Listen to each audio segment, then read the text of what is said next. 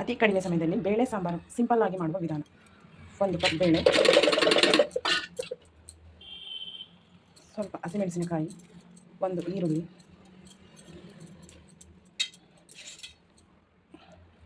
ಸ್ವಲ್ಪ ಬೆಳ್ಳುಳ್ಳಿ,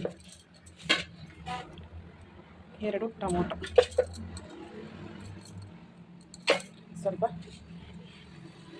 ಅರಿಶಿಣ ಪುಡಿ, 1 ಅರ್ಧ ಲೀಟರ್ ನೀರು, ಸ್ವಲ್ಪ ಎಣ್ಣೆ.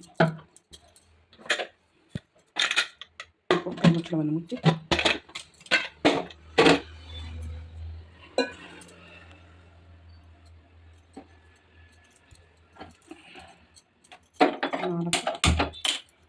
4 ವಿಷಲ್ ಬರೆಸಿಕೊಳ್ಳಬೇಕು.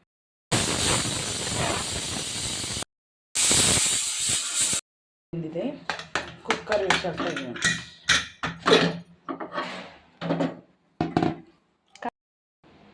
ತುಂಬ ಚೆನ್ನಾಗಿ ಬೇಳೆದಿಲ್ಲ ಮ್ಯಾಶ್ ಮಾಡಿ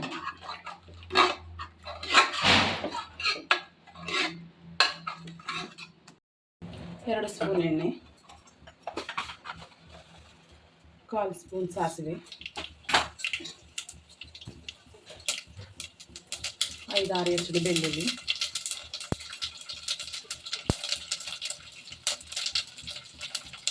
ಸ್ವಲ್ಪ ಕರಿಬೇವು,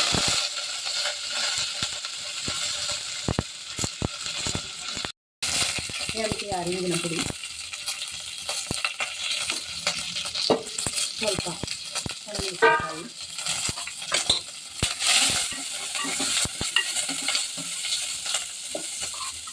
ಬೇಯಿಸಿಟ್ಟಿರುವ ಬೇಳೆಗ ಒಗ್ಗರಣೆ ಮಾಡಿ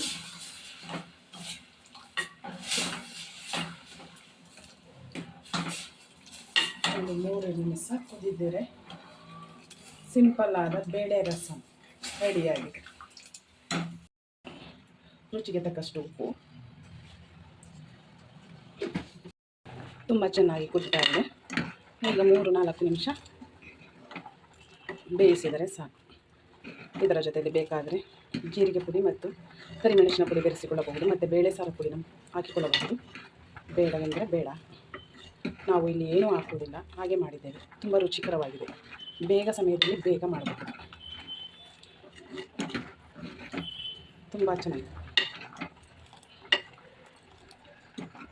ಇಷ್ಟವಾದರೆ ಒಂದು ಸಲ ನೀವು ಮಾಡಿ ನೋಡಿ. ಸಿಂಪಲ್ ಆದ ಬೇಳೆ ರಸ, ಬೇಳೆ ಸಾಂಬಾರು.